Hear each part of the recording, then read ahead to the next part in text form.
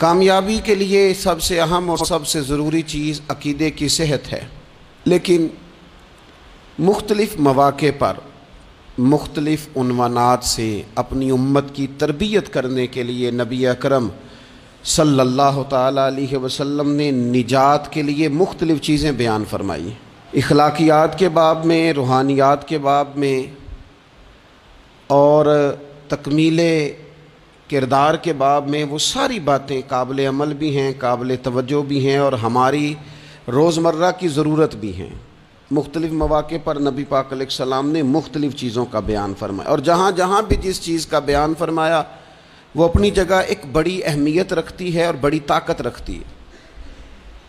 یہ حدیث جو آج ہماری گفتگو کا عنوان ہے، یہ ترمذی میں موجود ہے اور حضرت عقبہ بن عامر رضی اللہ تعالیٰ عنہ اس حدیث کے راوی ہیں۔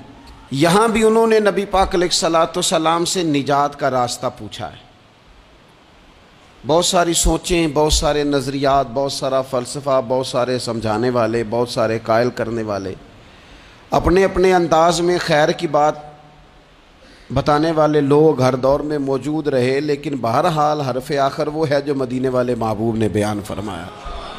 نبی اکرم صلی اللہ تعالیٰ علیہ وسلم سے حضرت عقبہ بن عامر رضی اللہ تعالیٰ عنہ کہتے ہیں کہ میں نے عرض کیا، قلت یا رسول اللہ صلی اللہ تعالیٰ علیہ وسلم من نجات، کہتے ہیں میں نے پوچھا کہ یا رسول اللہ صلی اللہ تعالیٰ علیہ وسلم نجات کیا ہے؟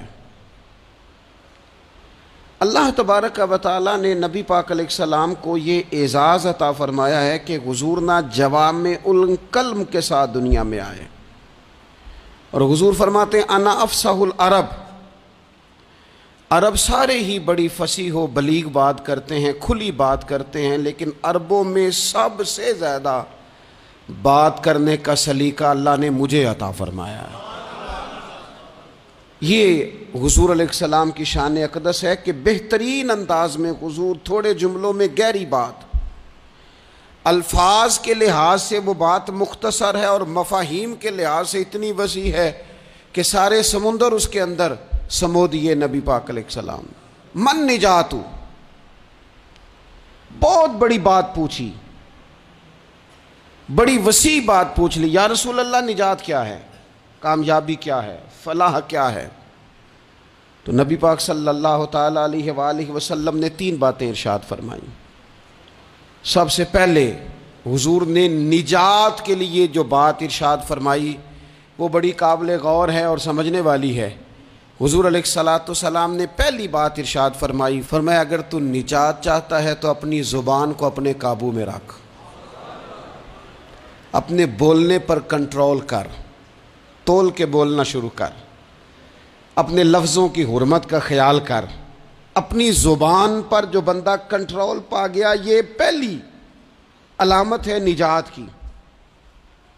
اور ایک مقام پہ نبی پاک علیہ السلام نے یوں بھی بیان فرمایا، فرمایا تم مجھے گارنٹی دو 2 چیزوں کی، اور مجھ سے گارنٹی لے لو جنت کی۔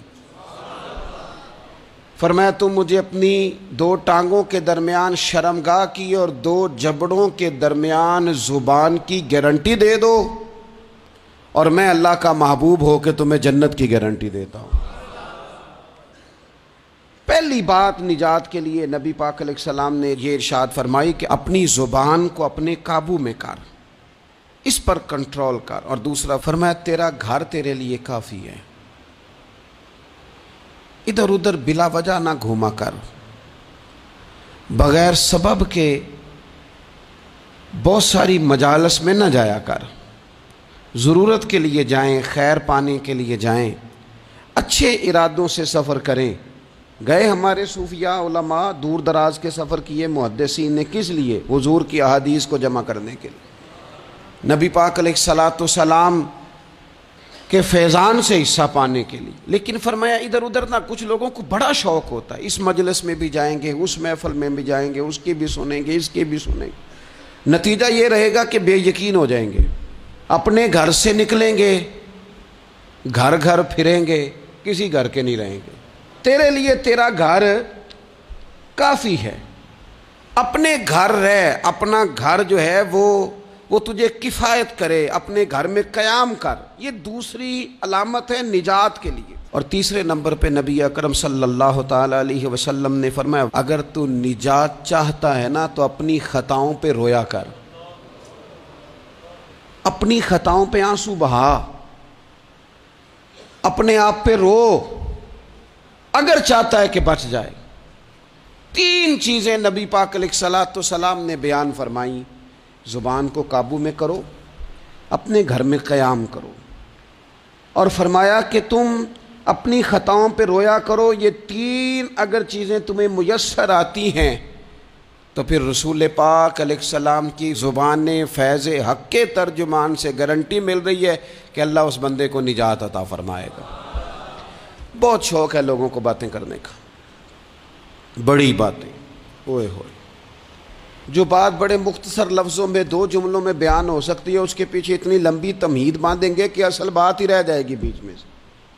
گفتگو، بات، بولنا، یعنی بات ہو رہی ہے، گفتگو ہو رہی ہے 2 لوگوں کے بیچ، اور کوئی دانا آدمی بات کر رہا ہے تو فٹافٹ مداخلت کریں گے اور جملہ پھینکیں گے، کہیں گے قطع کلامی معاف، اور اپنی بات شروع کر دیں گے۔ تو میں کئیوں کو روک کے کہتا ہوں کہ پہلے آپ پوچھ تو لیں ہم نے معاف کیا بھی ہے کہ نہیں۔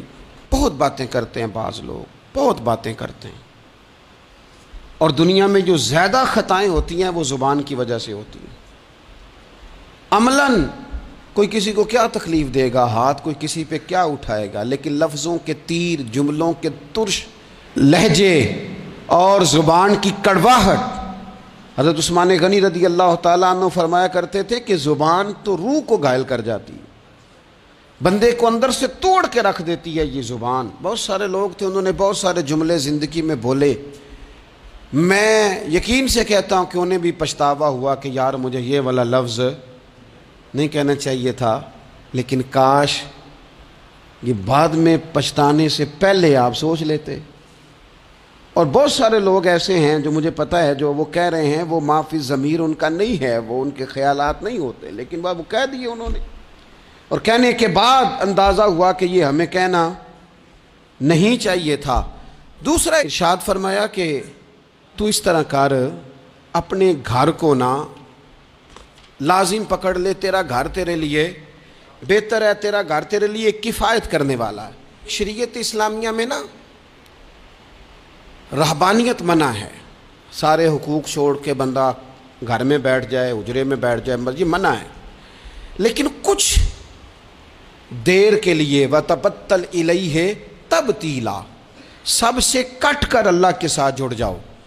قرآن مجید نے کہا وہ کیا ہے کہ کچھ دیر کے لیے خلوت ضرور اختیار، جیسے آپ اعتکاف میں بیٹھے ہیں، سب سے کٹ کے اللہ کے گھر آ گئے، یہ کچھ دیر کے لیے یہ کام کرنے کا ضرور حکم دیا گیا۔ آپ دیکھیے حضرت موسیٰ علیہ السلام، اسلام میں رہبانیت نہیں، سارے حقوق چھوڑ کے جانا نہیں، لیکن کچھ دیر کے لیے، تھوڑی دیر کے لیے حضرت موسیٰ علیہ السلام 40 دن کے لیے گئے نا کوہ طور پہ، پھر اللہ نے تو رات عطا فرمائی۔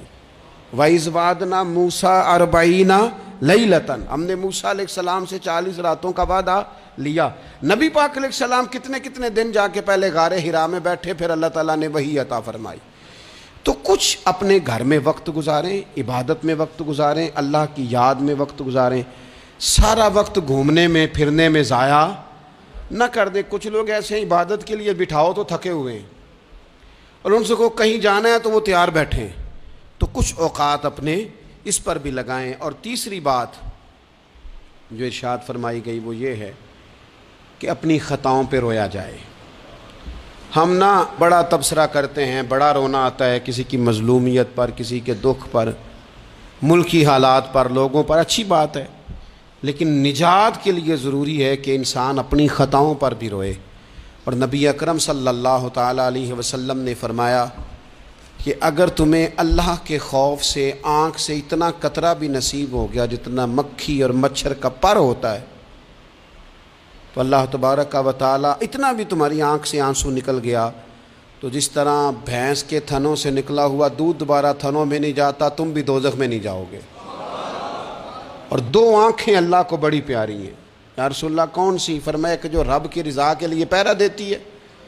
اور ایک وہ آنکھ جو اللہ کے خوف میں آنسو بہاتی ہے. یہ دو آنکھیں اللہ کو بڑی پیاری ہیں. تو اس لیے یہ 3 باتیں آپ نے نہیں بھولنی.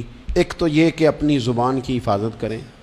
ایک اپنے گھر میں، مسجد میں، اجرے میں کچھ دیر بیٹھ کے اللہ کو یاد کریں اور کوشش کریں کہ بغیر وجہ کے گھر سے نہ. اور تیسری بات یہ کہ اپنی خطاؤں پر آنسو بہانے کی کوشش کریں. اللہ تعالی ہم سب کو سمجھنے کی توفیق عطا فرمائے.